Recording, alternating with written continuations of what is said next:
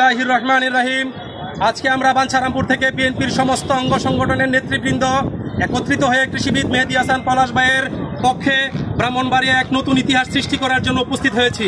আমরা ব্রাহ্মণবাড়িয়া তথা বাংলাদেশ কেন্দ্রীয় বিএনপিকে দেখিয়ে দিতে চাই বাঞ্ছারামপুরে বিএনপির একমাত্র কাণ্ডারি হিসাবে কৃষিবিদ মেহেদী হাসান পলাশ ভাই দুর্দিনের কাণ্ডারি, এবং তিনি ব্যতীত বেঁধে রেখে বাঞ্ছারামপুর আর কোনো নেতৃস্থানীয় বিএনপির কোনো নেতা নাই।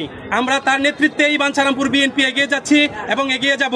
আমরা কৃষিবিদ মেহেদী হাসান পলাশ ভাইকে সামনে রেখে বিএনপির বাঞ্ছারামপুর বিএনপির যে আমরা ঘাঁটি হিসাবে পরিচিত বাংলাদেশে বাঞ্ছারামপুর বিএনপি একটা ঘাঁটি, সেই ঘাঁটিকে আরো সামনের দিকে এগিয়ে নিতে কৃষিবিদ মেহেদী হাসান পলাশ ভাইয়ের নেতৃত্বে আমরা এগিয়ে যাব ইনশাল্লাহ।